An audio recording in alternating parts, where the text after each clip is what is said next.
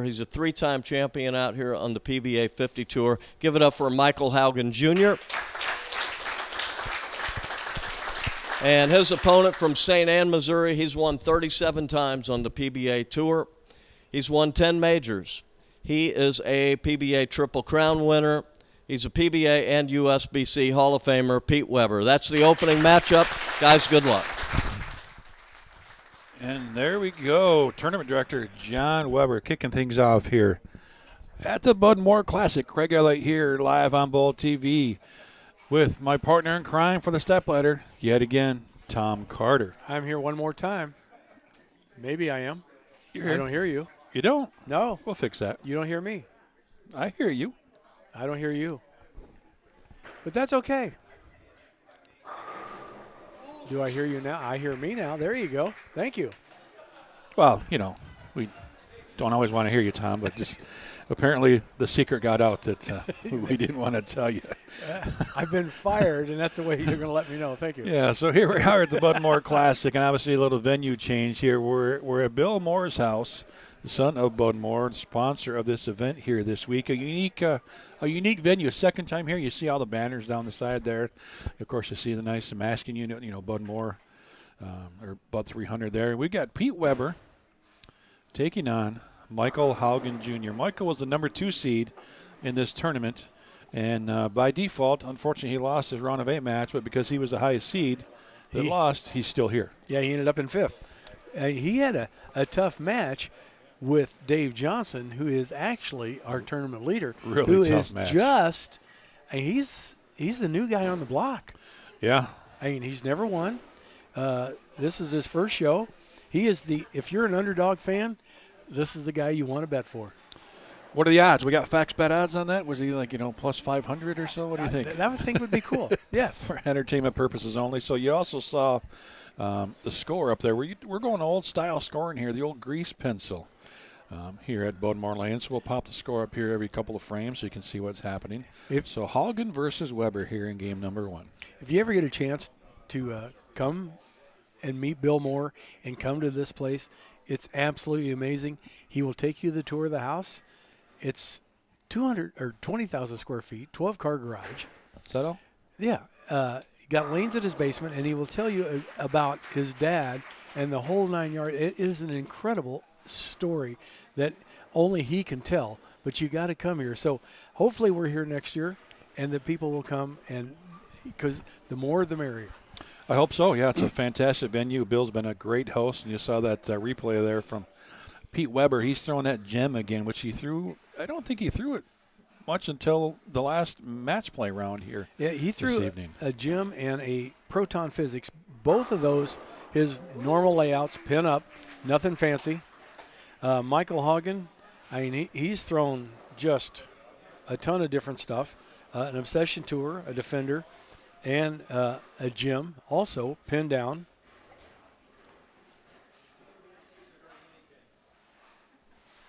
Yeah, Michael drilled some new stuff this week. He's been throwing, some of the same 3-4 bowling balls the first few stops. He drilled that gem, I think maybe just this week, and it worked out well for him as he was the number 2 qualifier after the advancers round. And what ball is that on left lane? Yeah, he's throwing an Evo Pearl on the left. A little shine to it there. Yeah, First time we've really seen any shine. And when Jeff Johnson and I were doing our commentary on the last match, I had mentioned that we're coming to a different facility with wholly different approaches and lane condition. It's the same lane condition, but lane surface, and not near as many games been bowled on them. So the topography of the lanes is totally different. So this is like going, and it is, to a brand new facility, bowling on this shot for the first time. I mean, it's these guys, and they don't get a whole lot of time of practice to figure out what's going on. No, I mean, we all just packed everything up and got here as quick as we could. They got 15, 20 minutes worth of practice. And a question in the chat there: Michael Haugen is not sponsored by anyone, so he's going to throw whatever he wants and wear whatever jersey he wants. So he can do that. Pete doing a little bit. Look at the shot from Pete again one more time here. How about this? Yeah, Pete's doing a little bit of Pete. But he's playing the same part of the lane. He's taking it down to the break point around 10 at Bolero Drainsville. He was actually getting it out around 5 or 6 because there was a little bit more friction. But this is a brand new surface, so Yeah, look at that last shot again. He's a little bit tighter in line than what we saw earlier today. And how about that match you have with Brian Angelo? He shoots 300 game one. oh boy, He's up by 92. right, And then Brad shoots 279. and gets it down to like 28 Yeah. pins. Yeah, difference. Oh, What a match. and then Pete just got fired up the last game. He went spare the next 7, and Brad just couldn't quite figure it out. The good news is we don't have to be quiet because we're behind the glass. We're kind of here in the penalty box. Yeah, there's So they can't hear us at all. How Yeah, about this shot one more time? Pete's getting pumped up now. He's going to get himself motivated, and we're going to have a heck of a match here. he's crossing like 17 out to like 9-10. I mean, and he did that in the match against Angelo. He started, I mean, he was throwing arms and fists, and he was just going nuts. He's been fiery today. Well, it's kind of like the Pete of old. It's like he got a little extra spurt of adrenaline going.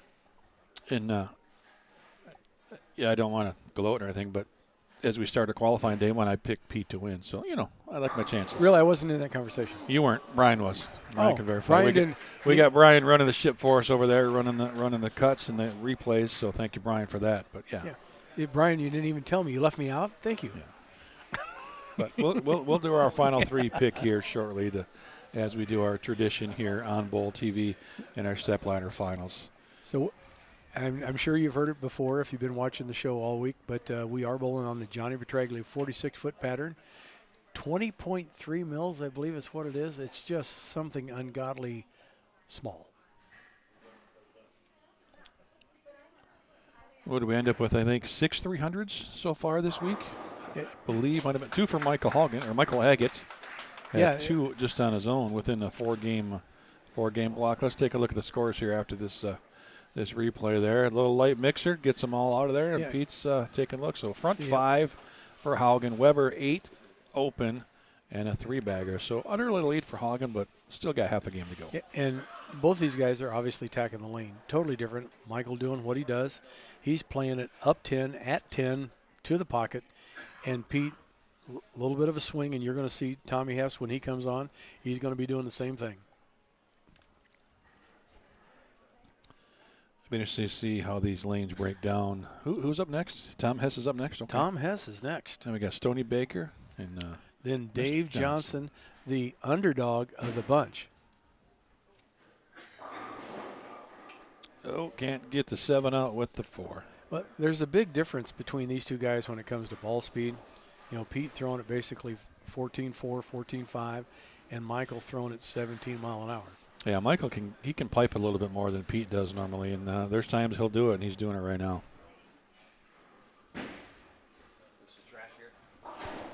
You see, we got fans down both sides of the lanes. We got a couple open seats if anybody wants to jump in there, and on the left side. I wish we had a camera facing the opposite direction to see all the people behind us sitting in the bar area, because this is a beautiful facility, folks. Behind us is another 25 people in the bar area, sitting at the bar, watching the game. It's pretty awesome. We got PBA and USBC Hall of Famer Bob Learn sitting there on the foul line. We just make him foul line monitor then. Well, he did holler at Tommy Hess when he bowled. He goes, foul, foul. There we go. Let's see if we get any money to pay Bob for that job here this afternoon. Maybe we'll just get him a soda. Pete's been having some hand trouble. His hand's getting really sore. He was saying earlier before he started bowling, he's bowling more games now than he did on the kids tour, because we bowl more games than the kids tour does. Well, I think Jason Couch mentioned before this event he's already bowled 140 games. Couch has almost made every show, as has Pete's been in a lot of the match play rounds. So you're talking, with this week and all the practice games, you're talking 200-plus games over the last 3 weeks, essentially, since the tour started. Yeah, and if you're a one-night league player, you're bowling basically 99, 96, 102 games for the entire season. These guys are doing it in a matter of, 2 weeks, 2.5 weeks. And when the tour was really going on the tour, every week and a half, guys were bowling a whole league season, Yeah, I get to bowl league when I get home Thursday, and that'll be my 3 games for the last 5 weeks. You sharp? No. I'm ready for USBCs in a week and a half, though.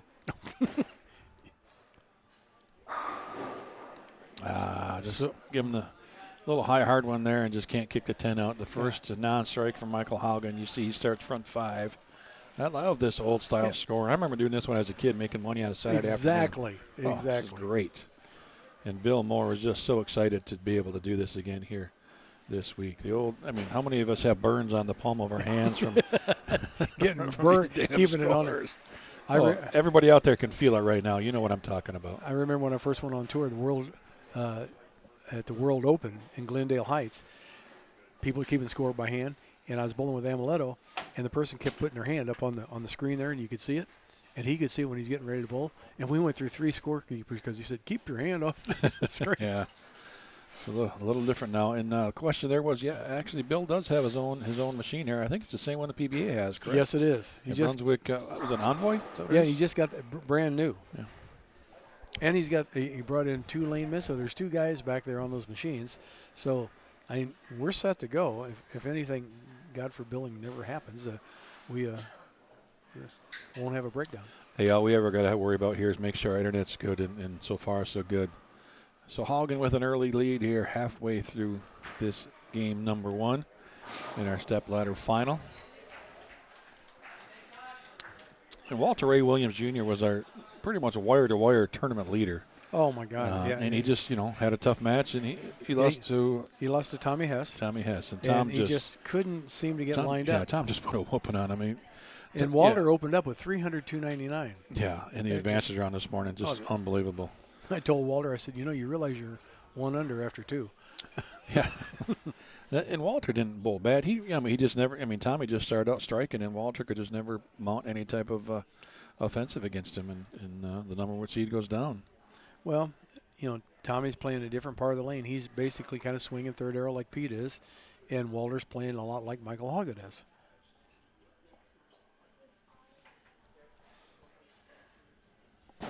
Pete needs this one to get back in this match. He knows it. Well, that was a little bit different because that actually only hit down lane around 12. Yeah, we'll get a nice shot here. Take a look at this again. So it looks like about 18 at the arrows. Yeah, and around 12, he's not getting it as far right as he did actually at the qualifying lanes.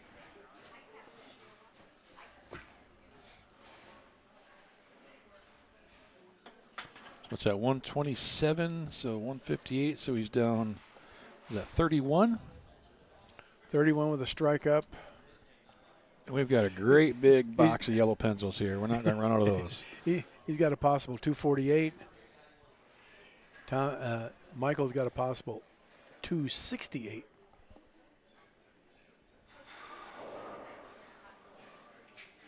Pete taking his first of 2 re-racks.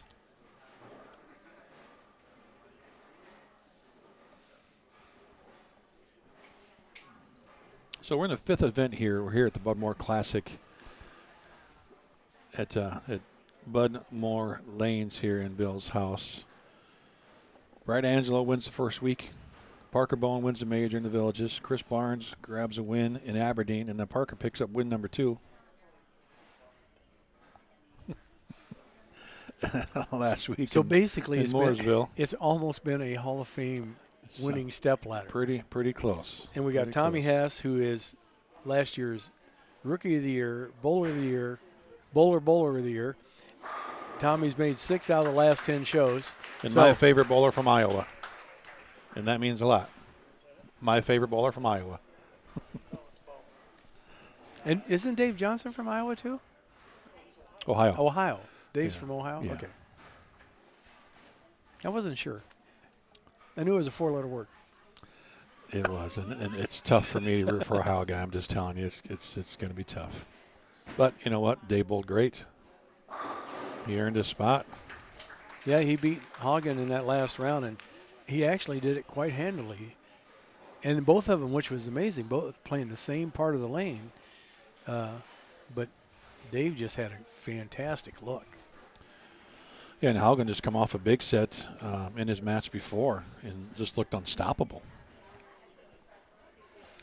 When Michael gets lined up throwing strikes, and he's playing that outside line that he does because he's got the speed to hold the line.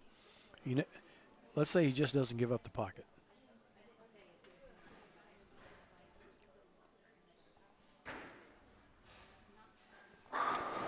Oh, that shot was way more gooder.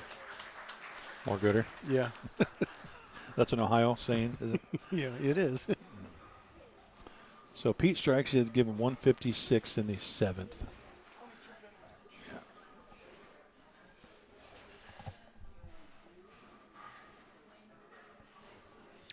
Why are the lanes 13 and 14?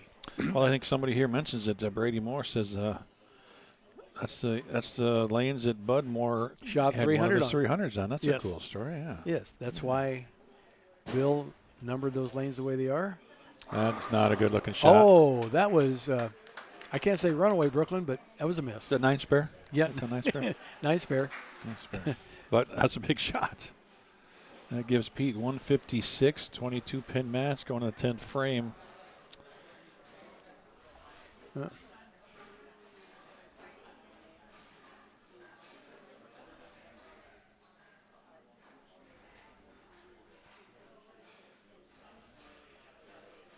Pete taking a second re-rack. I think he's trying to just slow down the pace a little bit. Maybe throw Michael out of his I rhythm. think so. I mean, really, there's not much Michael needs to do but just get up and Pete strikes out, just show up and get a little mark, and he wins here. So Pete's going to do whatever he can to maybe get him out of his rhythm, capitalize on that Brooklyn shot. Is that a Kansas City? Where Pete's from? What they call it, Kansas City? Because it was on the opposite side. I don't know. I don't know, but I'll have to ask. I think he just calls it a strike. Oh. That's splitting the A9 right there. You can't throw it much better than that. Look at this shot one more time. Remember, he was about 18 to maybe 11. That's about the same spot. Yeah, he's not getting it past the marker down lane, which is kind of unique because there is a big difference in obviously lane surface. The pattern's the same, the surface is different, and where we were at Bolero Drainsville, you had to get it right of the marker, and now he's keeping it tighter. That's why these guys are great. They see that motion, they make the adjustments, they find the pocket. Some of us just kind of throw the ball. I resemble that. Oh, I resembled that this week. Well, I actually finished plus. I can't play. My body decided it didn't want to play no more.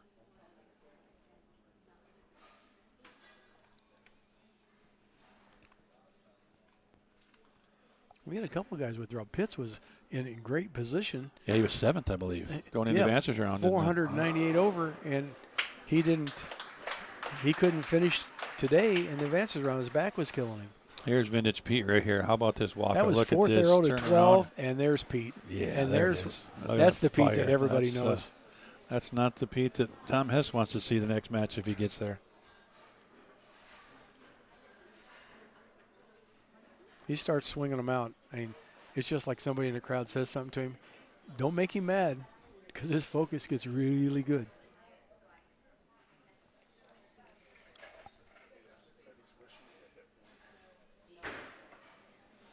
A little bit deeper, just give us some room. Yeah, that was 20-21 at the arrows. Still down to – but the key is he's getting it to like 11-12 at the break point. He's not even getting it to the marker hardly.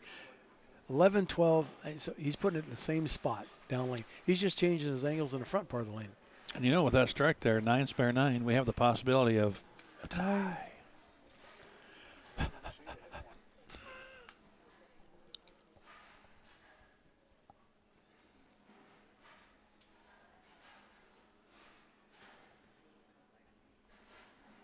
Michael throwing a defender, 2 different balls. He's and there's a winner. That a lot of the players out here, he's very in tune. He knows the equipment well because he jumps around. As we mentioned, he's not on Stepladder, but he jumps from company to company. And it's really tough to have that transition in your bag when you do that. He is kind of OCD technical when it comes to RGs you and think? differentials. I mean, I'm sure he's talked about it on the show. Oh, I've talked to him before in pro shops, and it's like, I'm out. Yeah, he is. Yeah. I mean, he'll come up to us as reps and, what's the RG, what's the diff? Is the diff any bigger in this ball and this ball? I mean, he is really into cores and what they do. Yeah. And if you understand your game and you know what cores are going to do for your game, I guess it's pretty simple. Now look at this shot here. Gets another one in the 10th just for good measures and just pointing to somebody having fun. 10 back. It is an intimate setting here. is the players can't get too far right or left. Somebody might get they can't run them out. Kicked in the shins there on the left lane. Depending on what's happening. Oh, but ball change. As we always talk about. 97.2% of the time. Yeah. Fill ball strikes. Nice ball game. 268, 246. Michael Haugen advances to bowl. Tommy Hess, one of the hottest hands on the PBA50 tour. Pete Weber giving a big salute to Bill Moore. That's awesome.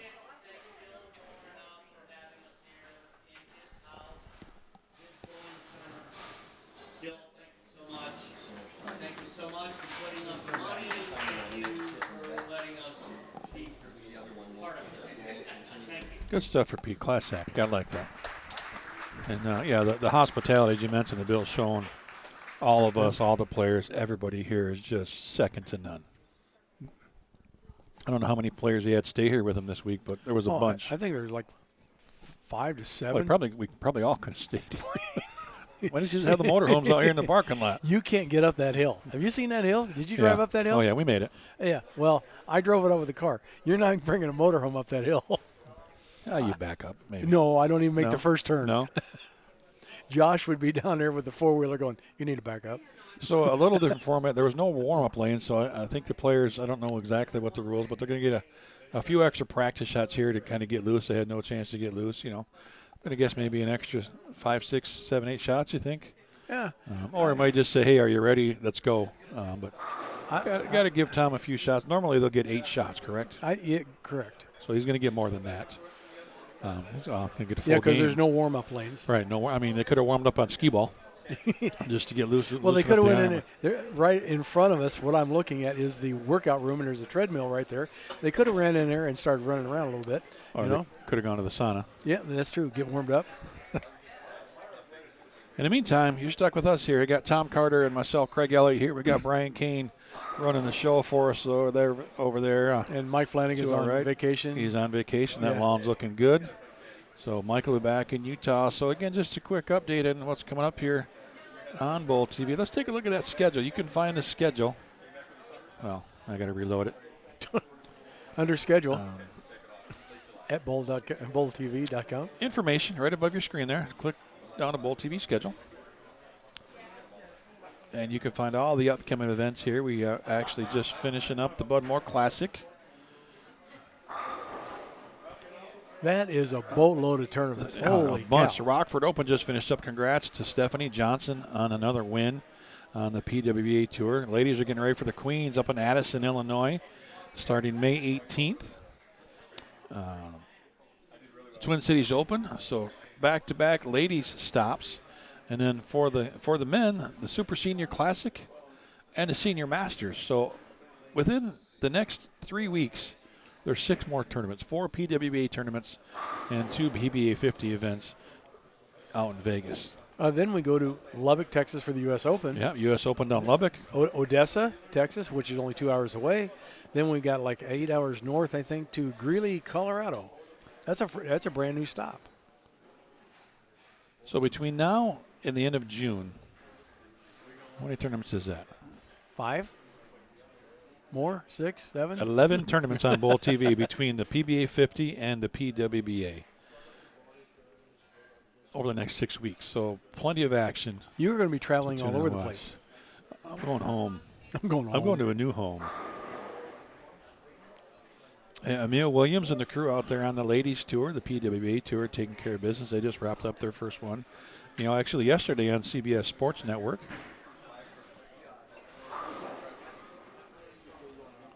Haugen will also get a couple shots just to stay loose. See Tom Hess talking to Mitch Beasley. And that normally doesn't ever happen on the regular because we have extra lanes. Right, get a practice pair. So the previous winner never gets any shots on that pair again until the next match starts. So, this could be a little bit of an advantage for him. And you saw a shot. He just kind of shot at a temp, and maybe he's thinking in his head, look, I'm not trying to find something. I'm just going to throw a couple shots to stay loose. He didn't really throw anything to try to line up there. I just throw plastic cross lane, kind of tighten it up. Well, there's that.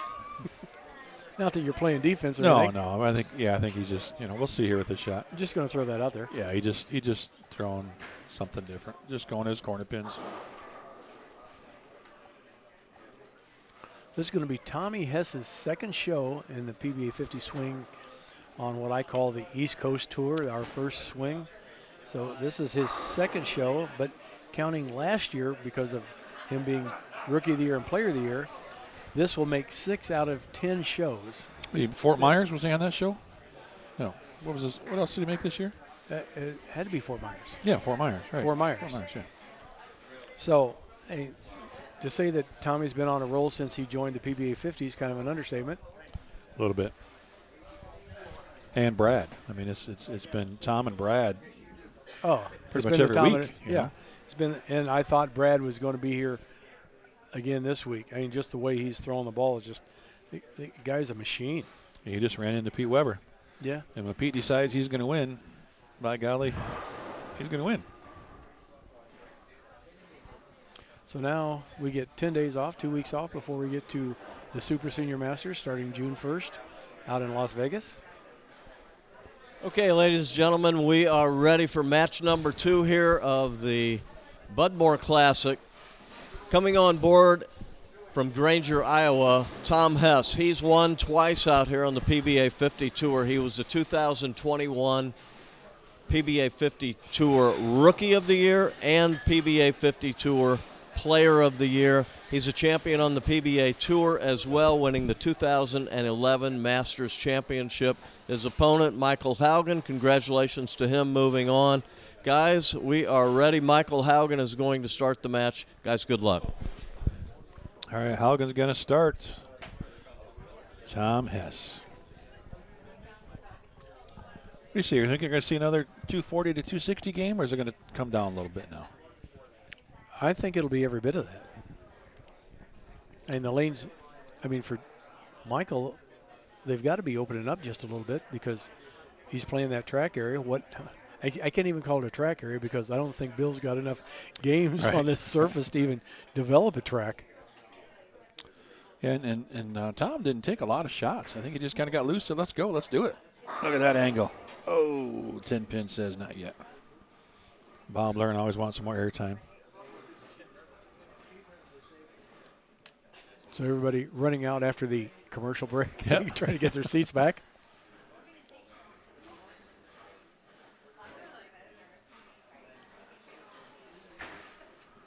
Interesting. I don't know if this is right or not. Michael Peterson said the rule last year was the winner of the last match can only shoot corner pins. I don't know. They may explain it. Really? Nobody told us. You didn't get that in your notes? No, it's not in my notes. Remember, next week, talk but to I'm John going to be Weber. asking, after this match is over, I'm going to ask John Weber. Well, you'd think maybe Linda Carter would tell you that. She don't know. That poor girl, we're getting ready to come here. She goes back to the motorhome and falls down. Oh. I crashes. I look out my rear window, and she's laying on the ground. I'm like, what the heck just happened? You drove the motorhome here? Yeah. Why didn't you get in my car? Don't ask. Okay, I won't. My wife's normally not that clumsy, but she crashed.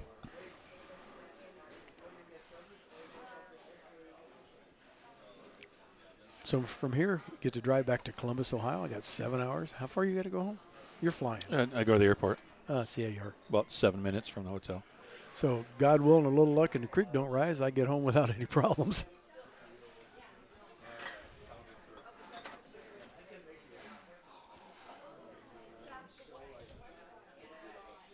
Yeah, Chuck Pitts just had a back injury and didn't make advances round. Had to withdraw. An early double now for Tom Hess. Tommy playing basically the same line that he did over at Drainsville, Bolero. Different ball, right? He was throwing the altered quite a bit, I think, this weekend, and that was not the altered. Are you sure? I thought I saw some darker purple. Or our angles could be a little bit different here, and it's different. I don't know. What do you think it is? Well, he's been throwing an altered reality or a gem. Both of those. One's pin up. The altered reality's pinned down.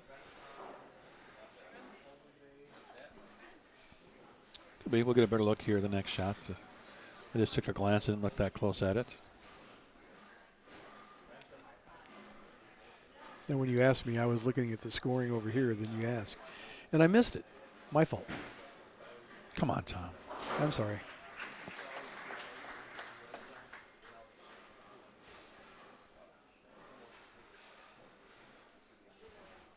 Bill Moore up there, tickled to death, keeping score by hand. But he's got automatic scores up there, too. I mean, you can't see it on your monitors at home, folks, but right above, he's got a drop-down screen so they could be all automatic scoring if he wants it that way. Didn't know that. And he could turn on all the disco lights that he's got because they're all the way down the lane. We had those on the other night. There's a party in here. Oh, he likes it. Oh, rings a 10. The ball's just not reading the back end. He's throwing a pearl ball on that left lane. And he's throwing a solid on the right. So obviously he feels that they're a little bit different.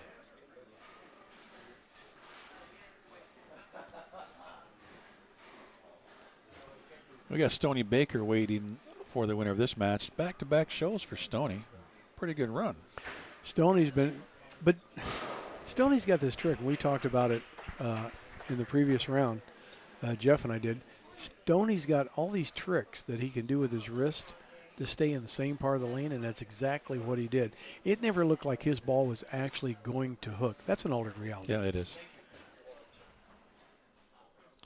Just looks you tried different. to tell me it was something else. Where's the purple? It looks different. It's orange and silver. It is from here. It looks different from what we saw earlier. Different camera. A little bit different lighting here at Budmore Lanes.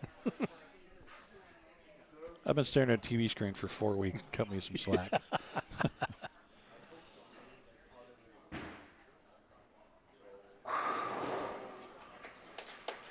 That's pretty close right there. Right over the right shoulder. It looks like he's hitting about 11.5 to 9. See, he is not giving it much room at all. That's kind of impressive because he is not near as deep that he's been playing all week. But maybe he learned something off of that last round or watching Haugen and those guys. That tighter angle entry seemed to carry. If you can, the biggest part about this lane pattern, and it might not happen on these lanes because they're newer, is the hook spot right around literally 20 feet because there's only 20 mils of oil. The ball really wanted to hook up early, and it forced you left, but then the ball wouldn't want to hook on the back end. So it was a way to get through that 20-foot spot to actually get the ball to hold to the pocket. Tom taking his first re-rack here of the game. Front 3, Haugen 3 consecutive 9 spares. So everybody must see something with the left lane as far as the rack goes. That was in. That was in. Oh, my God. And I think he was even shocked because that was like 12-13. That was left and then left again. Yeah, because that was like 13 and 13. That was almost in the pockets at 15, right? So 17 and a half. Yeah, 17 and not much belly there. That might be where you call the shim, or that's where the wet dry begins. I like this over the right shoulder angle. We get a great look at the lane and where they're playing. That was about 8. That's a ball change, motion ball change and a line change. Yeah, he went to a pearl ball. He went from a solid to an asymmetrical solid to an asymmetrical pearl ball. What's that, Obsession Tour Pearl? Is that what that is? Yeah. Yeah, that was it. He made a jump right and a ball change. That's knowing your equipment. Well, we did say earlier that he is kind of a wizard with numbers. He likes RGs and diff numbers, and I swear to God, he's got a chart for him. I just like a round ball with 3 holes. I'm good. Well, at 22 mile an hour as fast as you throw it, you would. Yeah, let it skip. Oh. And we saw a lot of 710s this week over in Drainsville. I mean, it was unbelievable the amount of 710s we saw. We almost had one there. And the 710s that you had, you thought you were actually threw it fairly decent. It was going to strike. Right. And you look at it and it's like, no.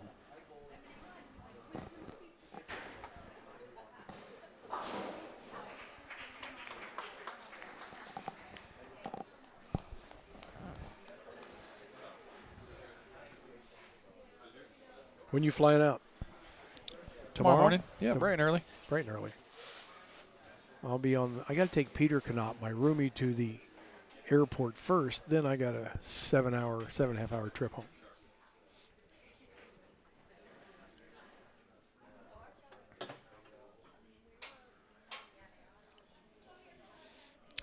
See, I think he's taking too much time there. Up on the approach, deep breath, a little bit too much time. Watch this one not to go too high. All right. That's just a little bit out of the routine that we normally see from Tom there. Well, he's got the front 5, so that routine worked. Yeah. Michael's got 3 spares, strike spare.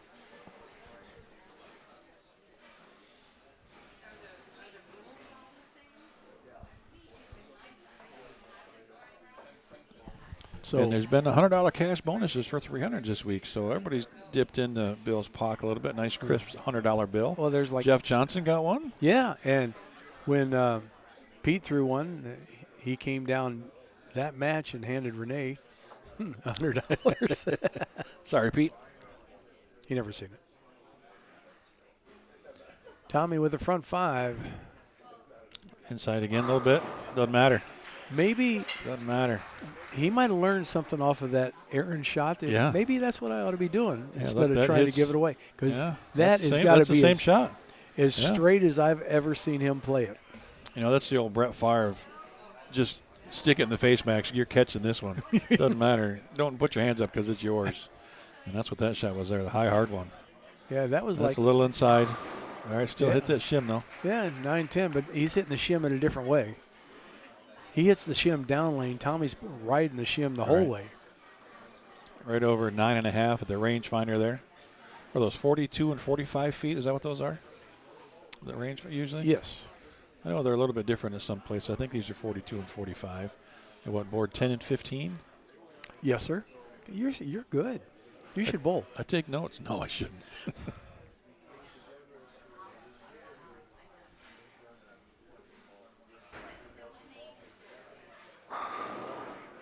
Oh, Speaking of 7-10s, Almost you another almost one. seen another one.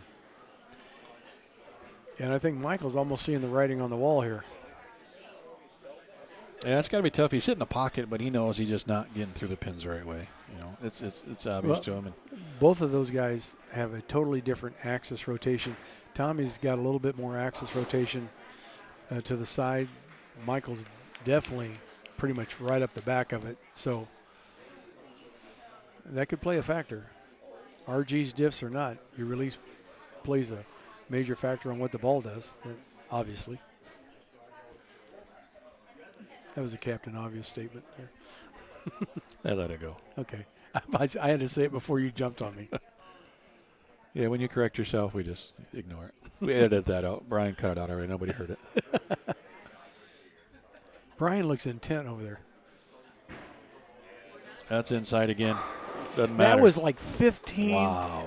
That was at this. 15 to 17. Where's this hit the arrows? Good 14. 13 Okay. to 11.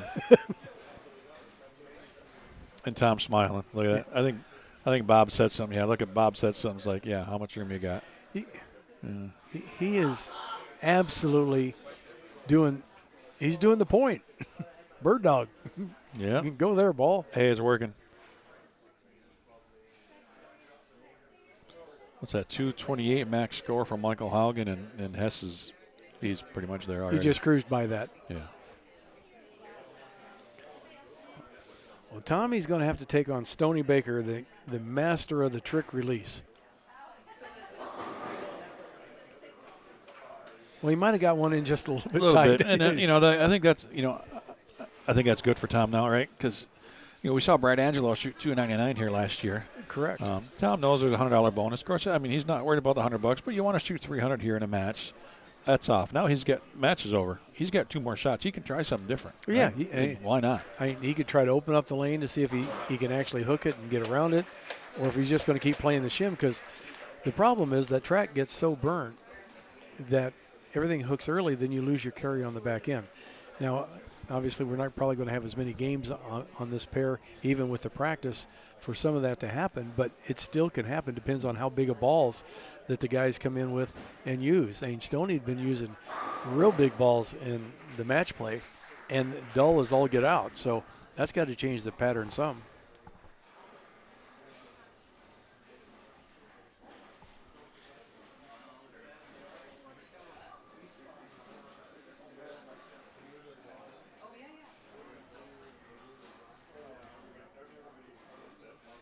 We do want to thank everybody for joining us on this wonderful Monday evening here. We're live at Budmore Lanes here in Clifton, Virginia.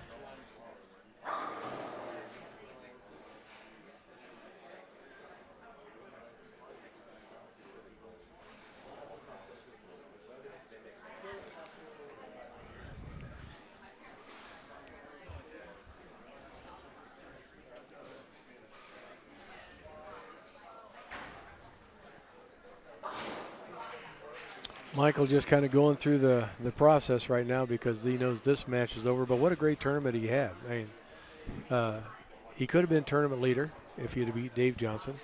But the way the format works, Dave wins. He still gets a spot in the TV show in the top 5. And I think we'll see Dave. Dave will get a couple practice shots here before this match as well. So we'll have Dave and Stoney Baker getting a few warm-up shots in just to keep Dave loose as he's the number 1 seed here this evening. And here in a few, we're going to be bringing in a guest speaker. We are a legend. We are bowling on the Johnny Petraglia 46-foot pattern, so who other to bring in this next match to have a few comments about what's going on than the one and only legend himself, Johnny Petraglia. Yeah, we're going to bring him in, I think, about the middle of the semifinal game, and we're going to have to make our picks. More importantly, this time to make our picks. Oh, it's time to make our picks? This is what everybody's tuning in for, the booth picks. The booth pick. And Brian, we didn't give him a microphone, but he's going to have to pick for Mike Flanagan since he's not here this week. Oh, Mike could be listening, though. He could type something. He could. But so who won last week? Do we know? Do you remember? You guys, I got Angelo by default last week, right? Again, I got Barnes the first week. I won that one. Who won last week? I did. You did. So then I think it's only fair that Mike, since he has never won yet, should get the first pick. Well, he did win the first one. It's been 3 of them? So it's 1 apiece? Yeah, it's 1 apiece. Well, then we got to play rock, paper, scissors.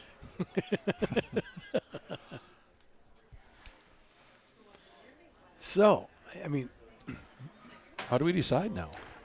We didn't write down all the rules. No. Oh. Well, you won last week.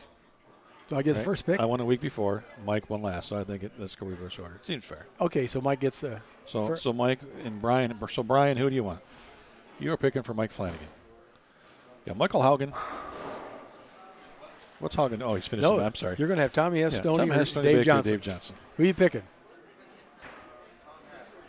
He's picking All Tommy right. Hess. So he's picking Tom Hess, which is Mike Flanagan's buddy, so that seems like a fair pick.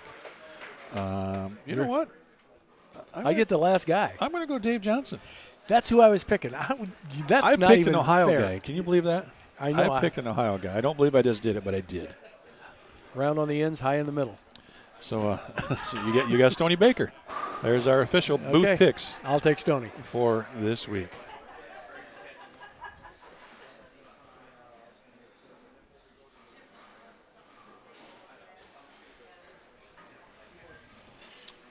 Another 268. That seems to be the winning score today.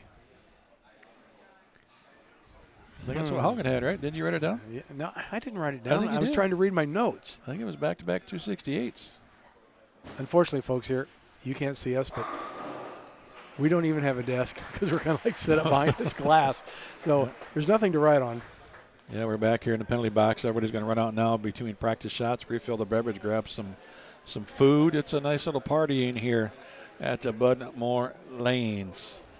Stoney gets to come on, make some shots. Tommy will probably throw. And there's Dave Johnson. Yeah, Dave's This is the first time, folks, that you're going to see Dave Johnson on the show.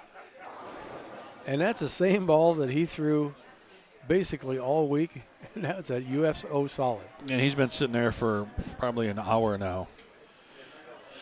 Yeah, a good 45, 50 minutes without throwing a shot. So he's just throwing a couple just to loosen up.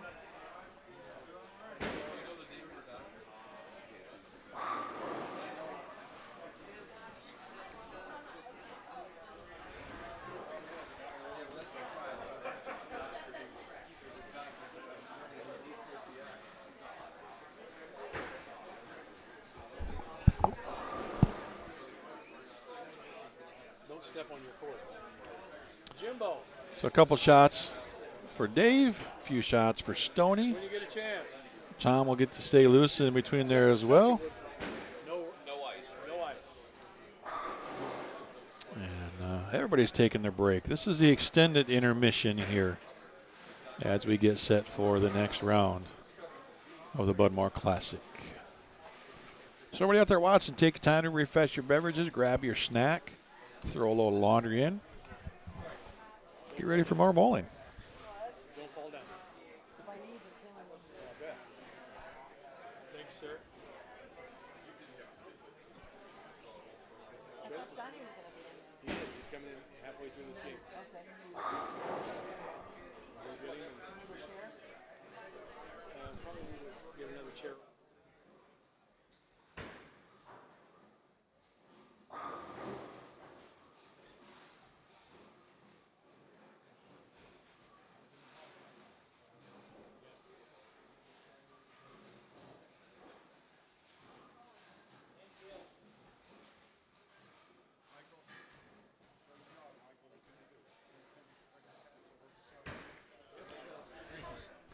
Great to see all the fans tuning in to Juan Fonseca out in California. How you doing, Juan? As we're getting ready for the semifinal match here at Bud Moore Lanes. Craig Elliott, Tom Carter, Brian Kane on the call. And as Tom mentioned, we're going to have Johnny Petraglia come in about the middle of this match and then call our championship here. Bowling on the Johnny Petraglia pattern. And Tom, I know you like I, we've been pretty fortunate to do a lot of things in bowling. Be around a lot of people, call a lot of these great legends friends. But I'll tell you what, I got to sit here Friday night when we set up our equipment. Right up here at the bar, we're watching YouTube videos of Johnny's 300 when he won $100,000. And I was sitting next to Johnny, and he was giving us commentary. You know what? That's about as good as it gets. I mean, it's pretty awesome to listen to Johnny's stories. And he remembers everything that happened that match verbatim. He was pointing out people in the fan. Look at this guy's reaction. Watch this girl over here. It was unbelievable. I mean, I've got to spend time with, with all these guys out here. I got to spend time with Barry Asher, who's got great stories. Him and Johnny are great friends. A lot of good stories between those two guys. We both got to travel all over, but sitting next to Johnny and watching that was pretty neat. And that's of all the things I've seen, that's one game I remember where I was watching it on TV when it happened. I don't remember a lot of the other ones, but I remember that one. So to be able to sit through that I was at our bowling center, Midland Circle Lanes. We were bowling all night long, for a few extra bucks. Mm-hmm. We had just finished maybe a few extra bucks betting on bumper bowling for the kids in the morning, and then watched the show in the afternoon in the lounge there. Right. At the bowling centers. Yeah, I remember it like it was yesterday. That was a great match to watch. Johnny was. He was in tears.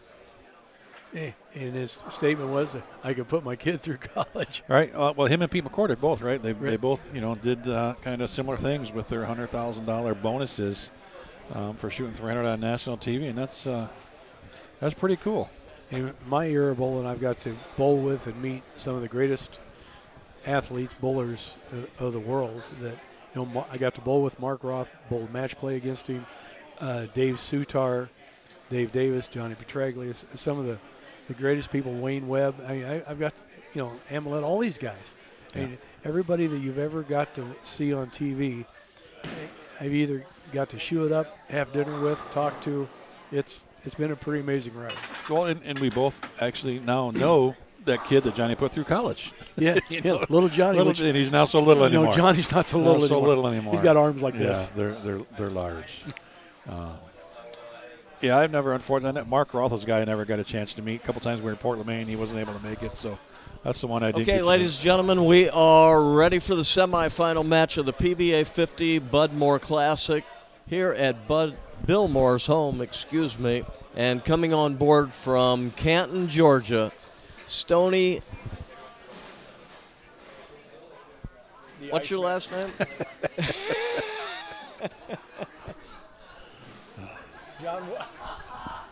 I just need to go. John Weber just went blank. All right. John's ready for vacation. Yeah. Stoney has won 32 times on the PBA Regional Tour. He's making his second top 5 appearance consecutively, and he is looking for PBA 50 Tour title. Number 1, Stoney Burt, Tommy Hess, semifinal match here. Good luck, guys. He can remember how many titles, but he forgot his last name. John's ready for a break. There's no doubt about it. It's been a nice long swing for everybody here, getting things kicked off in 2022. Well, when Stoney throws his first shot, he'll know what his name is because you can see the name on his back. Johnny Burke was a famous radio guy.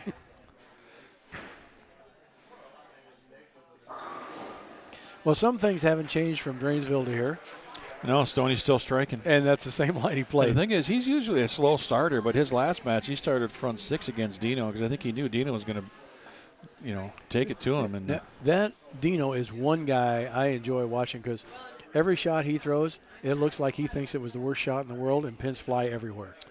yeah, most pin action on tour, Oh, my God. non-debatable. Yeah, his rev rate is just, it's sick. I mean, and we're talking about senior players, and I'd put his rev rate against the kids,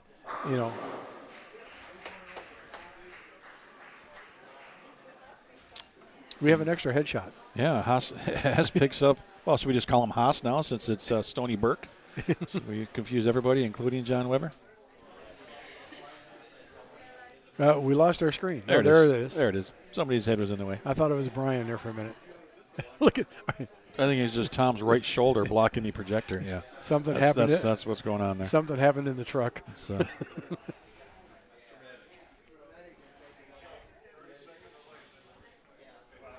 We don't usually root for him, but I'll tell you what, this would be a big win for Stoney. He made the show last week. He's got 30 plus regionals. A guy that knows how to win. Never been able to make it here on the PBA50 National Tour, so a win for him would mean a lot. He led the Masters. Was it 2 years ago when Amuleto won? Amuleto had to beat him twice in order to win, but Stoney can play. There's no doubt. No question. Yeah. That guy can throw a ball. And as we talked about, Stoney stays, a lot in this part of the country. He's Canton, Georgia. Still own bowling center there, do you know? He did for a while. He still owns his bowling center. So, doesn't travel to every tournament, but, man, when he shows up, people know who he is. Well. And he's a force. Kind of like Chris Warren in the Northwest. Right. And Stoney's been battling some injuries, too, back injuries. He was telling me, like, L4, L5, he's got a bulging disc, and sometimes he's able to play, sometimes he's not. That one went pretty much right over at 11 at the rangefinder and just crept a little bit high. He's throwing that Zen Master.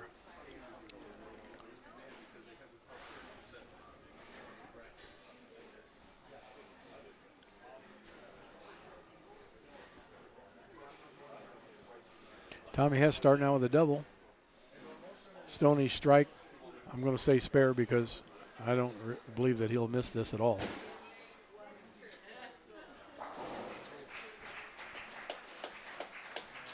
They just didn't get a whole lot of time to me to get loosened up, to get comfortable. Do you think? No, but I think he, like Tom, just said, hey, I'm ready to go. I don't even think he took 8 shots, which we know they always get 8. That's kind of normal right before he come in, but I don't think he took that many. He's good. Well, let's go. Let's do it. He wants to win. Get it over with.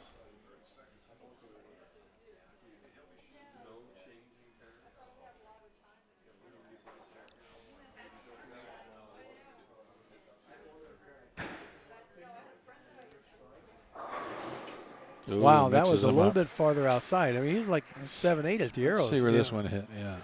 That with this angle here, it looked like it was a little outside. 9, but it got out farther down lane. Yeah, it got out to 5-6 down lane. I mean, that's literally more hook than he's been playing. That's more hook than Pete was playing. And definitely more hook than Tom played that last match.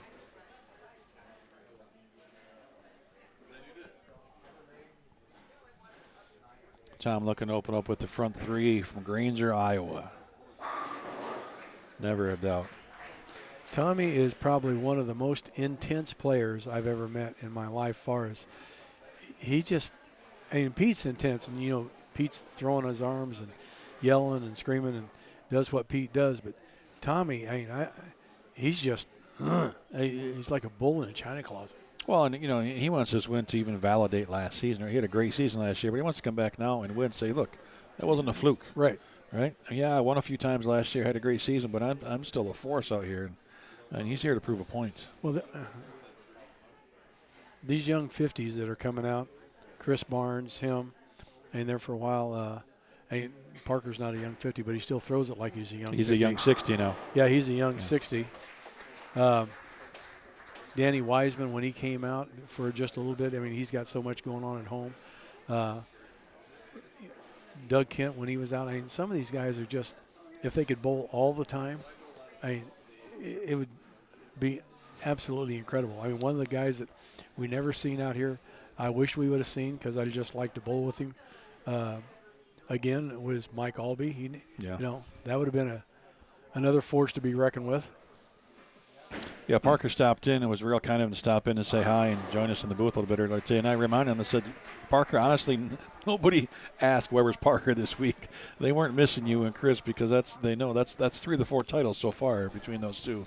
As they were down in Florida bowling different events. So nobody was too concerned they didn't make it this week. Yeah, there was 2 extra checks. There's 2 extra checks. And Chris Warren wasn't here, so there were 3 extra checks. But, yeah, Stoutfield, as always, we saw Richie Wolf, make a run today. Oh, my God. Adam Monks made a nice run, a good young player from the Carolinas. A lot of new faces every week. How smooth is Richie Wolf?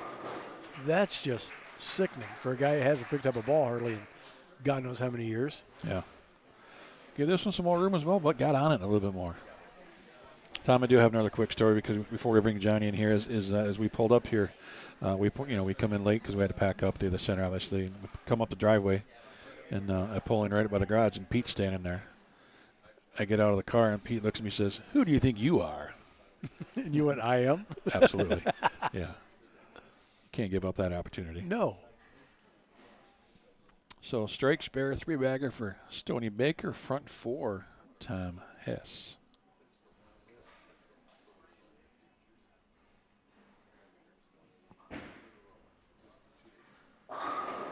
On a 4-pin. Yeah, Parker turns 59 in June. June or July? Yeah, June or July. So, and Pete, our very last stop is at where my pro shop's at Wayne Webb's Columbus Bowl, Columbus, Ohio. And it's 19th through the 22nd, and I think Pete Weber's birthday is on the 22nd to be 60. So you have to be 60 before the tournament starts. So guess what? Yeah, sorry. That's one he misses. Well, that was the same for Lenny, right? Lenny turned 60 on day 1 in Fort Myers. And Right. practice day, but sorry, the tournament already started, Lenny. What's even last week more sad, Amaletto got a 60 check. That's not fair. And Peter Knopp this week from Germany, he goes, "I got my very first super senior check." Peter had a nice run. Yeah, he's been bowling good. Let's get ready to bring Johnny in here as we watch Johnny Tom getting up here in frame number 6. I'll slide over, and we'll get Johnny right where you're at. Because you're going to sit right here. I'm going to sit there. Yeah. Here? Okay. You're going to have a seat.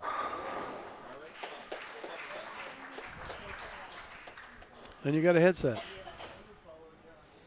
Ladies and gentlemen, PBA USBC Hall of Famer, a legend that everybody loves, Johnny Petraglia. Hello, Tom. Greg, how you doing? There we go. We got you turned on now. Now you're there. Oh, okay, great. Yeah. All right. Well, this has been pretty exciting. Good scores, key wraps in the right spots, and really good matches. Yeah, Stoney gets another one there. Looks like we got to stretch out for a second. Tom got you tied up in knots. Oh, does it? Oh, there. It's right there. Right there we go. See, we let Tom take care of audio and see what happens. See? We'll see. Okay, Lesson learned. Lesson learned. Okay. So, Johnny, we were talking a little bit here. This is a Johnny Petraglia pattern. You've had a fantastic PBA career. Yeah. How does it feel to have a lane pattern named after you?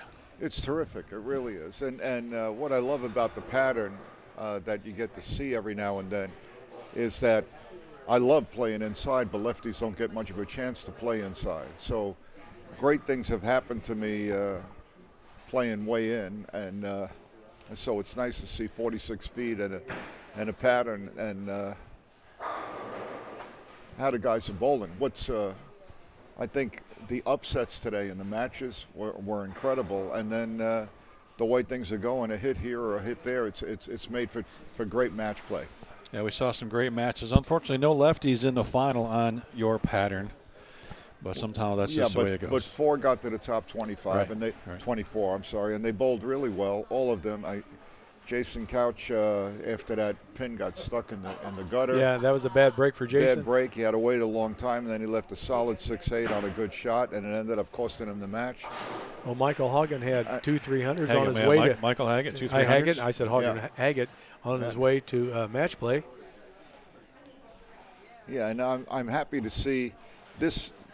The lanes here look like they're finishing a touch more than they did at the lanes, but it doesn't seem to affect where they were playing.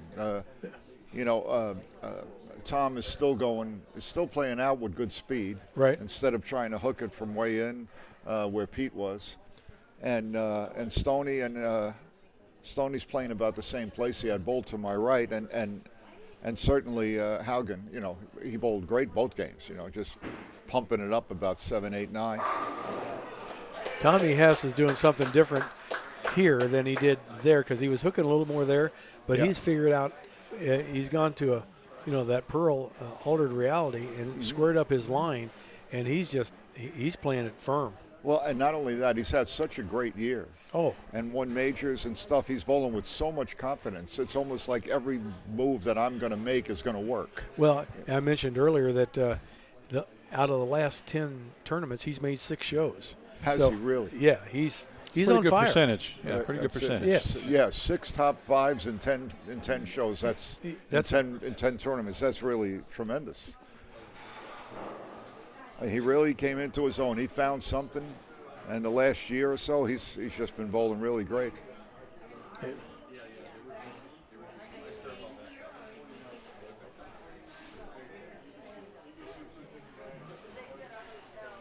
I forget that we don't have to be quiet because we're not that close to lanes. We I got know. we got the wall between We got the us. wall The wall between we're us. just trained to be quiet Yeah. as they get up on the approach. But there's an example on a key shot. Look at how relaxed he is without running it out or anything. He's just so relaxed, so confident. He's walking back like, I knew I was going to make a good shot. It's just terrific. When you're in the groove and you're in the moment, Yeah. you can't be beat, and that's the way he's been bowling Yeah. every tournament.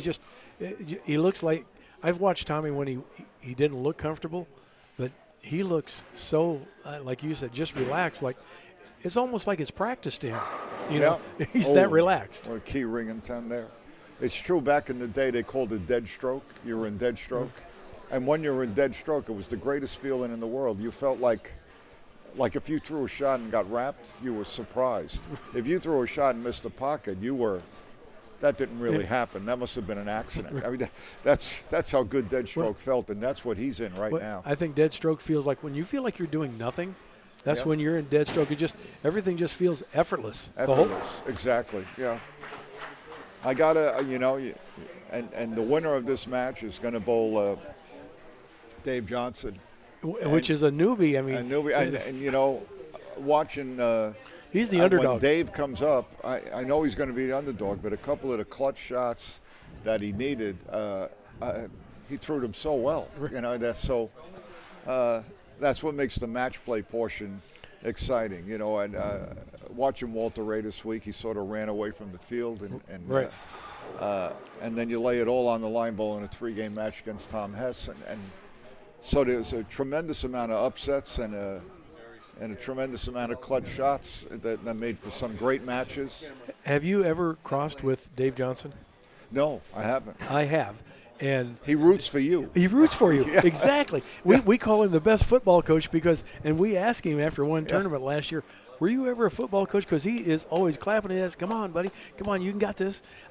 He's rooting for everybody on the pair. Yeah. It's amazing. You get the feeling that if Dave Johnson bowled Parker, He'd they be would be rooting- rooting for the other guy, both sides. Exactly. Just amazing. And this, Weber's whole match was a solid 4-9 in the first frame. Right. Since then, the 10-pin has been the culprit for the guy that seems to be losing. And I know that Stoney left a solid 4 in the second, but then after that, it's been 10 pins. And who's carrying the extra hit? Well, their axis rotation is a little bit different. Both of them can play in the same part of the lane, but just the way they release the ball is just a tad. And you got Tommy throwing a pearl ball, and as far as I can tell, Stoney is throwing something solid. So it's going to lose a little bit of energy different way. Yeah, he wants it to get started and stop at the end. That's what his eye sees. Right. Okay, solid 4, and And if you can get the motion that your eyes like to see, you bowl unbelievable because the ball's doing exactly what you like to see it do. The hardest part about bowling is bowling on a pattern that you can't get your eyes to adjust to what the pattern is actually what doing. the pattern's actually doing. This was, because you could see somebody that could throw the ball hard enough, create the hold in the back end. Right. And if you don't have your ball speed at that, That's you and me. yeah, it's going to go high. It's so it a lot of things to put together. Okay, so we have 209, 20 pins. So Yeah, 188 to 208, and Stoney's on a spare, so a mark shuts it out for Tom. We'll see. all he's got to do is knock 10 back, I or like any his kind of chances. spare. Yeah, I like his chances. Well, Yeah, he hasn't thrown a bad shot yet. So yeah, I he guess hasn't. so. Yeah, I don't see him. Greek Church or Big Four. Mm-hmm.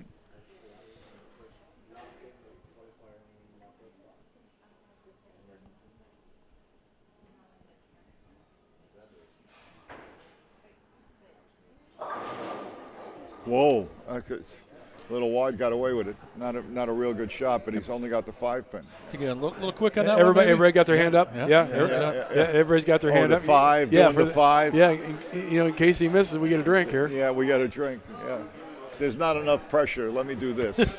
Let me shoot. Well, I want him to shoot the 5-pin first before I say anything else. Okay. On some patterns, that pin's the hardest pin to hit whenever it's by itself. Yeah, when it's by itself. Yeah.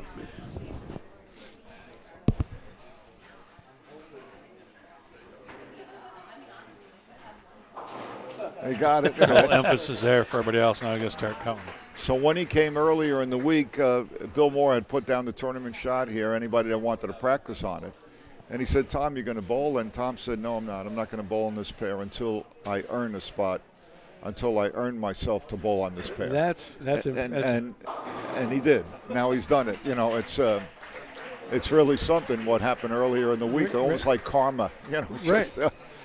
It's a great motivation factor, though. So Yeah. I want to earn my way here. I don't want to do it for nothing. That's, I don't want to do it for nothing. And we saw Tom. I mentioned earlier on qualifying day one. He had a different look on his face this week. Yeah, he did. Hadn't made a show in a few weeks, and he was determined that he was going to get here. Yeah. So you get upset because you haven't made a show in a few weeks. Yeah. Other guys haven't made a check in 4 weeks, and you haven't made a show. Yeah. Yeah. And when you when you look at the way the guys are bowling, there's really nothing to complain about.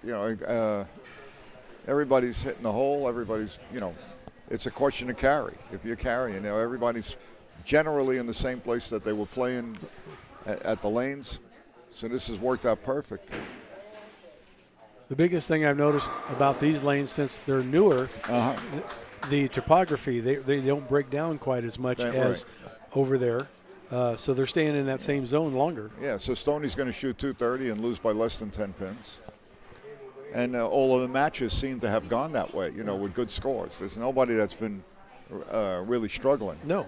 I think that you have to figure Tom for a good game in the last game, so Dave is going to have to be up to his game in the title match. Well, that there's going to be nerves. Tommy Hess, Yeah. Now you're bowling last year's Rookie of the Year, PBA Player of the Year. He's made 6 out of 10 shows. You can tell that he's on a roll. Yeah. This is the first time you've been on a show. Yeah. And you're in Bud Moore's place. It's kind of a whole different ambiance of things going on. His stomach's got to be going nuts right now. Yeah, you almost have to forget about who you're bowling and say, let me go out and bowl 300, and it doesn't matter who I'm bowling against. Right. All they can do is tie me. Yeah, but he looks to his right, and there's Bob Learn. He looks back here, and you're on commentary, Johnny Petraglia. So he looks around, and there's a lot of great bowlers watching him do his thing. So we get to see Dave we got practice a Amaletto little bit. standing here. Amaletto's here. Amaletto back here, Yeah. Walter Ray Williams Jr. back Walter here. Ray, Peter Knopf's here. So there's a few hundred titles in the building, and there's Dave bowling for his We got first a one. really good USBC team here. It's just, except we're not allowed to bowl together. Well, the new yeah, rules. I'll bet we could put a decent team together. We'll figure it out. Well, you got 120 titles out of one guy, What, 30 some out of the other? So But he's over 60, right? Yeah. So that's another rule. Over Yeah. 60, you're okay. You know, but I can't say enough about Bill. Bill has invited the whole building every night. You eat and you drink for free every night, and he put down a different food every night. You know, just amazing. You know, and his wife Kate has been running around like a chicken without a head, keeping this all together. And his daughter Julia, like second in command. You know, it's been something. He's got his buddy back here, Jim. He's doing the bartending. And Jim is the bartender. Yeah. Josh has been running up and down the driveway with his six-wheeler or whatever that thing is, hauling people up and down. Extended golf cart, you know, so that everybody could get in. Well, we're going to get set here for Dave Johnson bowling his first ever Stepladder final, bowling for the title against Tom Hess. I'm going to step back and let Tom Carter and Hall of Famer Johnny Petraglia give us a call, and I'm going to go meet this gentleman behind us. Oh, are you going to the bar? Is that right? That's what. Yeah. Okay. Yeah, How does that work? How does that work? All right, gentlemen, we will see you as we crown a champion here within about the next 25 minutes. Have a great final match. Thank you, Craig. It's just you and me, big guy. Okay, we got it.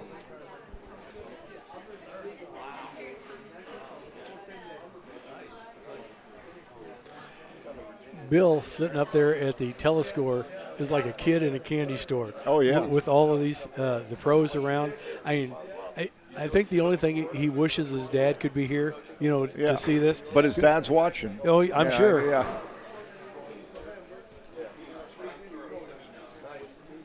Well, hopefully we get to come back next year. I hope so. Yeah. Now, last year we were in Centerville at Bolero. And this year it got moved to Bolero Drainsville because it was a bigger center. A bigger center, yeah. Which was actually really good for the motorhomers, us, because they had a huge parking lot and we got to stay right there. Yeah. So hopefully, I don't know if he's going to pick another center, but we're back at Drainsville again. And they're remodeling that place like crazy, I hear. Yeah, they are. And we'll do a lot more for the BVL next year as things are coming together. I mean, we raised money this year for the veterans, but it'll get better. And if we're staying here. Well, you got a thing coming up here in May, don't you? June 12th. June something, okay. It's already sold out. You know. Really? Yeah, the squads are sold out, and all the money that's going to be raised for the veterans. Where's this at? This is at Howell Lanes in New Jersey on June 12th. Okay. We have 2 squads, 9 on a pair that are sold out, and then we have the last person standing, which is also pretty much sold out. Yeah. And heck, if anybody wants to bowl in that, the way it's going to work, $20 to bowl in that. And then whoever is still the last one standing at the end, 50% goes to the vets and 50% goes to them. So if it's if we have 50 people bowling, that's $1,000. Oh, here we go. Budmore Classic here in Bill Moore's home. Dave Johnson coming on board. He's from Ashtabula, Ohio. He's won a championship back in 1981. He won a regional tour stop in Indianapolis, Indiana. He's also bowled 3 300s in the same event at one time. Dave Johnson coming on board to face Tommy Hess for all the money and the hardware. Tom Hess, Dave Johnson coming on board. Good luck, guys. Board. Thanks. And just to finish that up, if you win, you get 50% of the money, and the other 50% goes to the veterans. So what's the last man standing? How's that work? This night? Everybody throws the ball at the same time, and low counters out until there's only one left. You keep moving a lane to the right. So it's a lot of fun. Oh, good. And this is going to be a lot of fun. Oh, this is going to be a great match. Tommy Hess starting it off on the left lane. Yep. Dave chose to have Tommy start, and he wants to finish first. Yep. Wow, he's using one of his re-racks already. That's something. Unless there's some special rule. Would you do that? Never, not in the first frame. I don't know when I'm going to need them. Right, exactly. I mean, you would normally, I guess the way I think, normally I'd save them for the 9th or 10th, you know, or longer down. Or at least if I'm on a strike and I need a good rack. Right, yeah. Or, if I got a couple in a row and I need a good rack, exactly. But I don't definitely waste one on the first frame. Right. Unless that was something was off and he left the 10 pin. So we have no idea if he only has one left or not because we haven't checked. So I got to wonder what's going through Dave Johnson's mind right now and what he's thinking. You know, I would love to be in that situation. And like you said, my job, I'm going to get up and throw 300, and the only thing he can do is tie me. Yeah. You know? I think that I'm going to try to get this where you can hear me better. Uh-oh. Whoa. Whoa. Oh, that was close. Yeah. He knows he just And he about knows missed. it. He just about got it. Yeah. That would have been almost a reliever for Dave Oh, Johnson. yeah, that would have been wow. Yeah, you know, I can be 10-20 up really quick here.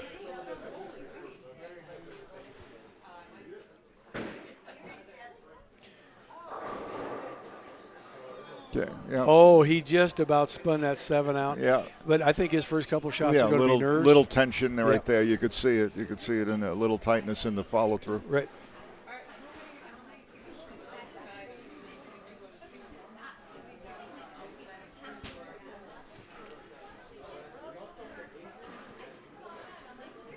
Oh, Don Harrington said it was on the second ball. That's why he re-racked. Oh, I see. Okay, so that was Yeah. So that didn't count as a re-rack. Yeah, Okay. we didn't see that from back here. Yeah. Thanks, Don. But to give a little insight to sometimes how you can be thinking and thinking completely differently than you thought you were thinking. We'll watch Dave throw this shot, and then I'll explain what I mean because I sound like an idiot. I understand that. Can you say that again? Because that was priceless. Great Look shot. at that. That was nice and loose. Yeah. The year that I shot the 300 on TV, I had bowled a good first game, but now I had to bowl Walter. And because I'm going to bowl Walter, I know I can't make any mistakes. And Walter bowls first, and he leaves a 10-pin, and he makes the spare, and I throw a double. And then he get up, and he lost the ball up his hand a little bit, left a 2-7 split, the lefties baby split. And let's watch Tom throw the shot here. Tommy moved a little bit farther inside. Oh, wow. Yeah. He's a little tighter now than he was. A little tighter, yeah. Yep. And so what happened, Walter shoots at the 2-7. It's a 2-pin 2 full, and he misses it, so he has 28 in the second. That's right, he was on a strike.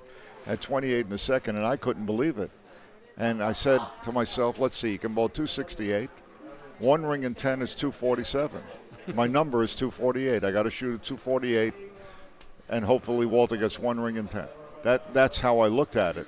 And so I throw 2 more, and I have a 4-bagger, and Walter gets up and goes strike, ring, and 10. And now he can only bowl 227.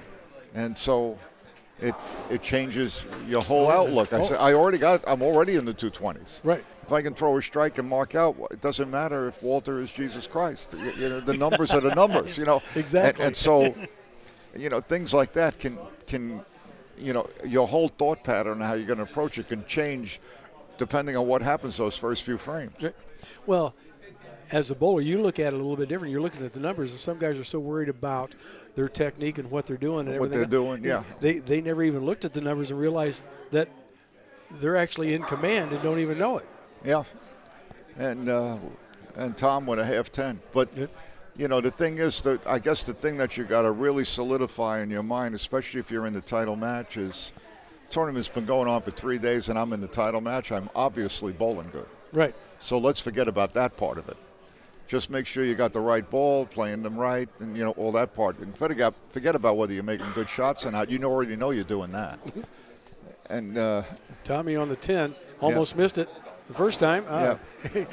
Little adjustment there. Got that taken care of. Tommy with 3 spares now. Yeah. Haven't you noticed that sort of weird that the guys that are coming on seem to start out with like a 5-bagger or something and then slow down a little bit as the lanes are changing a little bit, and not enough to lose the pocket but enough to lose the carry. And that's got to pump Dave up, right? Big time here. Look at that. Dave. Yeah, and he got a double. He got that farther right. That was like a half-pocket hit. It just carried out Yeah, wow, that was wide. Yeah. Oh, my God, yes. But the wall he's carrying, and he got it there. 7/8, the last 2 to go down almost. Yeah. He's throwing a different ball than he threw in the tournament. Do you know what, Jeff? Do you have? He's throwing the UFO alert now. Yeah. Yeah, he was. What? Yeah. And I think a thing that the public should understand is that the people with the lane machine have been here all week, Right. doing everything to make them as close as possible to where we bowled at Bolero. And Bill Moore has 2 mechanics here. He's got. I mentioned that earlier. There's 2 guys in the back making sure nothing goes wrong. Nothing goes wrong because you don't have a third lane if there's a breakdown, and they're on top of it. He's tried to cover every possible thing that could go wrong, and he's been doing a good job of it. And he's been worried sick that something you might go wrong. Well, that's Bill. That's Bill.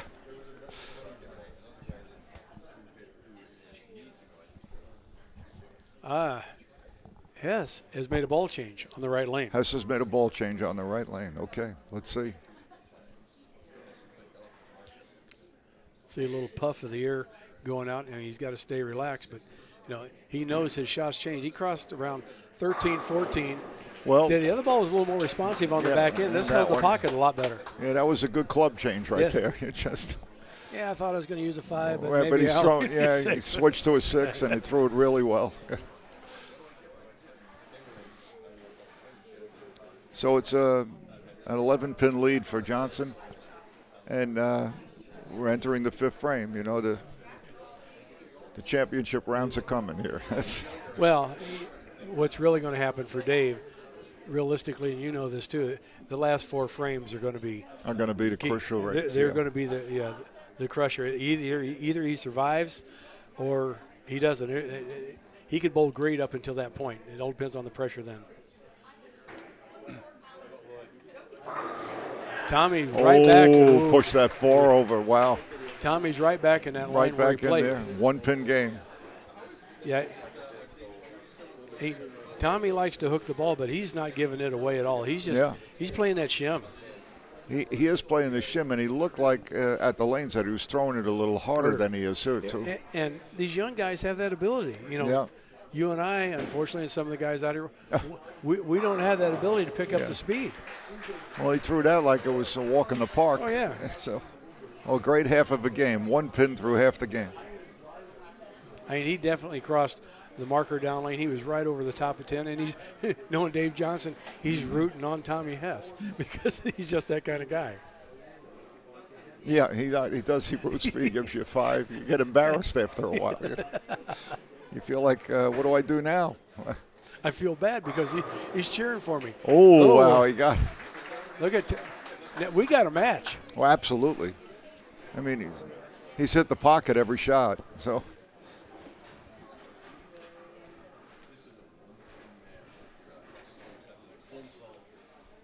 There we go. Tom's down at 11 unless he can strike and keep it to 1 pin. Well, I think Tommy realizes that Dave came to play. Oh, absolutely. He knows that now. Yeah. It's, for sure. Tommy has switched to a Zen Soul. Whoops. Oh, and a 6 count. 3, 6, 9, 10. Yeah, not only loss of count, but a tough spare. That is, he might have grabbed that a little bit right at the bottom. But, I've said this 100 times on the show. There's probably 9,000 ways to miss this and about 2 ways to make it. Make it, yeah. This is not something you want to be shooting on. I know at Drainsville that if you got the ball farther right, it just hydroplaned. It hydroplaned. So you couldn't get it too far right. And you got to touch square and then wanted to chop the 3 off the 6. Exactly.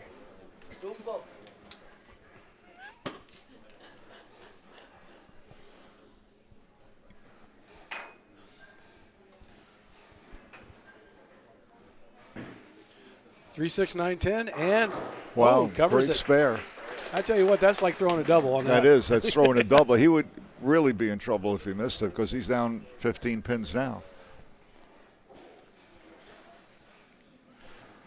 So,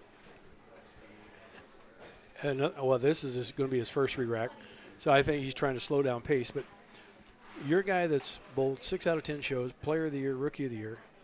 You're bowling against a guy that is his first show. Nobody knows who Dave Johnson is other than us out here because he's bowled a lot of tournaments. and you're feeling like you're the dominant player, do you get overconfident because you think that, I should be winning this? I think you get overconfident. He's supposed to be choking a little bit, and he's not. And it just, and so as you get up near the end of the game, it's like, hey, I got to strike every ball because he's not backing off because here. what's Dave got to lose? He's like, I got to get it. Yeah. I got to get everything I got. And obviously, both players are thinking that, but. Oh my! Now there is a break and a half right there. Here's Dave Johnson clapping for Tommy Hess as Tommy, like the 6-pin rolls over and takes out the 4. Yeah, and Tommy looks a little bit tentative now. He's not happy with his ball reaction. No, you can tell. He's unsure.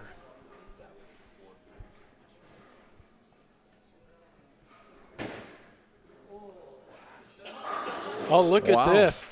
It's incredible. Just dead flushing him now. They're just Dave Johnson calm as making can be. look, Yeah. Look at that. He posting shots. Boom. He's basically staring it down. Yeah. You gotta like it.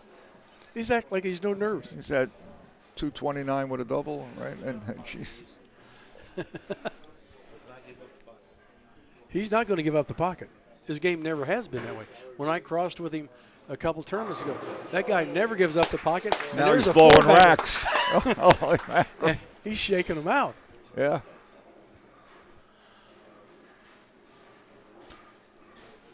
You know what? Right now, these are automatic for Tom. He's got to get them. Oh, yeah. Now, Tommy's on the other side of the coin. Tommy's 2 marks away from 238, so he's got to shoot 249. He's got to.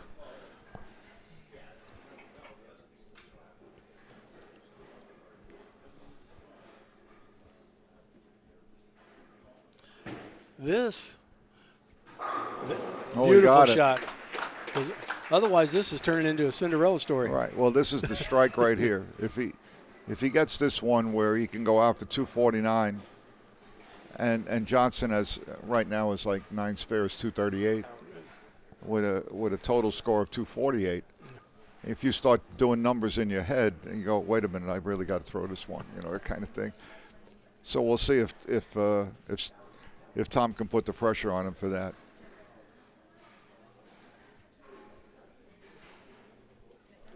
That's what makes our game so great. So in simple terms, this is a must-strike situation. Right. But it turns around so quickly.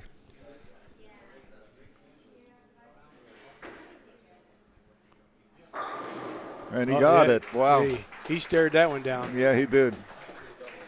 Okay, here we go. Yeah, 9th and 10th for. And in the he could seal the deal right here. In the case of Dave, even if he strikes here, he's got a mark in the 10th. That's what the whole game changed by Tommy throwing that turkey.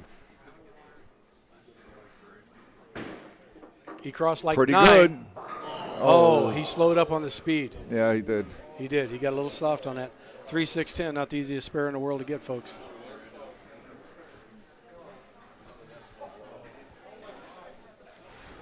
Yeah, wood count was huge right there. 176, 96. Right, 16, now he can't shut out Tom. No. It's how tough can he make it for him. You get it? Yeah. Oh, boy. No, that. Oh, you didn't want to see that. No. Best he can do now is 234. Yeah.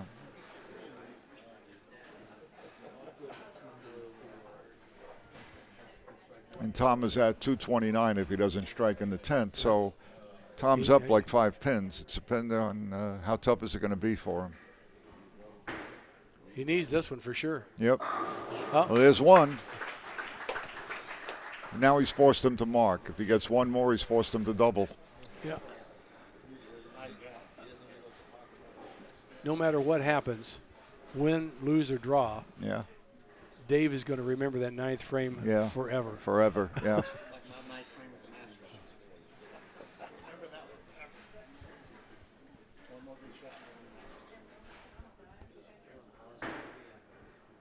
Pretty good. Oh, it really hung. It must. He got it wide. Yeah, got it wide. He got it a little wide. All right, so he's 228. 224. Oh, that looks like an 8 up there. Tommy needs a mark with decent wood.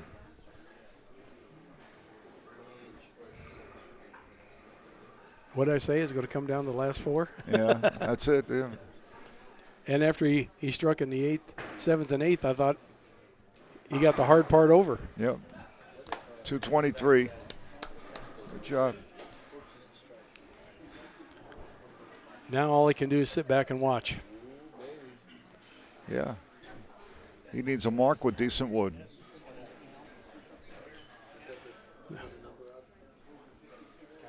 But this is a funny game. Anything can happen. Mm-hmm.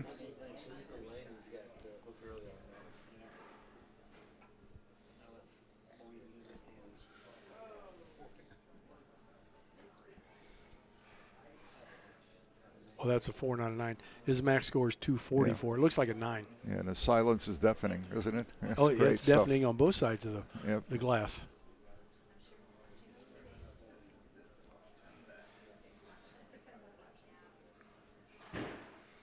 He Tommy. posted it pretty good. No. Oh, We got an 8 count. Wow. And a makeable spare. And well, wow, this really got exciting. Right? He's looking at the score. He's not sure what happened 154. 154, 28, 182, 202, 222. He lost. here. What do you mean he lost? He lost by a pin. He picks this up and strikes. He loses by a pin. When did he lose wood? I didn't even notice that. That was 224 instead of 229. That's why. I think. Am I seeing that right? I don't think so. I want to see the score sheet a little clearer. 28. That's 202. If he strikes, it's 222. Dave Johnson just won his first title. What? Oh, right. He had that 6 count that Yes. he made. That's it. That's right. Dave's going to win this tournament. Dave Johnson won his first PBA title. Right. That's Holy a cow. 6 count. We thought it was a 9. It's a 4. Yeah. Holy mackerel. And he's, Yeah. holy mackerel. Lost by a pin. He lost by a pin. And my God. Dave Johnson, Bud Moore, second annual tournament. Dave Johnson is the winner. You talk about a Cinderella story. We just seen ladies it. and gentlemen, We just Dave saw it, yeah. Johnson, our champion of the PBA50 Bud Moore Classic here at Bill Moore's home. Congratulations to him winning his first PBA50 Tour title to go along with his regional title back in 1981. It's always great to see someone win their first time, Dave. Congratulations to you. I'd like to take the opportunity to thank Bill Moore and Craig Elliott coming out for Bull TV to do a quick interview with the champion here at Bill Moore's home. Congratulations again to Dave Johnson, and thanks again, Bill, for everything you do. Thanks to Bolero and all the workers there back at the other center where we were. They did a wonderful job too. So Bolero, Bill Moore, you're the greatest, and here you go, Craig. I second that. What an incredible ending to his story. What an ending. Oh, my God. Dave Johnson, I know everybody here can't hear us, but what just happened? Tom gave it to me. I didn't win it. He gave it to me. You made a lot of great shots to get here and put yourself in position to win, though, right? So let's do that. But, hey, congratulations. First-time champion on the PBA50 Tour. What's going through your mind right now? I can't tell you. I really can't. I can't tell you. It's unbelievable. It really is. I can't wait to bowl the next one. How fast is that heart pumping right now? Yeah. Oh, it might be out of blood. We do have some awards come out here. We'll get done with this real shortly. Oh, Bill Moore's going to come out with a check. But anybody else you want to say hello to and thank for this opportunity? Everyone, they've supported me. The guys on the tour have accepted me, and I can't appreciate it enough. I really can't. It's been great. I love all you guys. Yeah. Seriously. All right, congratulations again, Dave. Let's bring out Bill Moore. We've got some stuff to hand over to you here. Thank you very much. Congratulations. You want the little check or the big check? Give me the little check. give me the little check. And here's your big check for the TV show. Thanks for coming, and first time winner. That's great, right? And Tom, come on out here, man. We got something for you too, man. Great job, Dave. Great job, Ollie. Thank you. Thanks for everything you do. Thanks for everybody for coming out. Okay. Thank you all for being here, and Dave winning, and please come back next year. Second annual one, we'll do it next year, okay? Oh, Wait, we got are one doing more it next thing. There's year. a trophy We're doing it back next there. year. Run All the right. trophy up here, Mr. That's Haugen. wonderful. Okay. There you go. This is the other piece of hardware you need to take home. There you go. There All you right. go, Now you look great. The Take some retro pictures there. trophy. All right. How about one more round of applause for our champion? Yeah.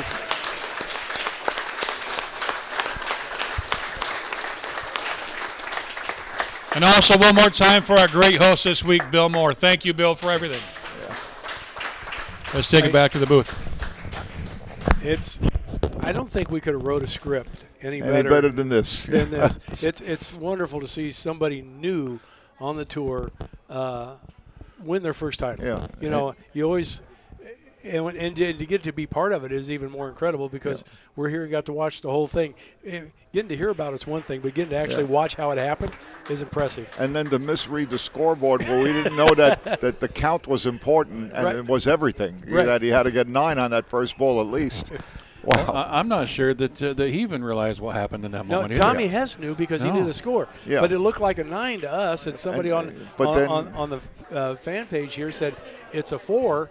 Yeah, and because of the 6 count. We forgot he made that great spare on the 3, 6, 9, 10.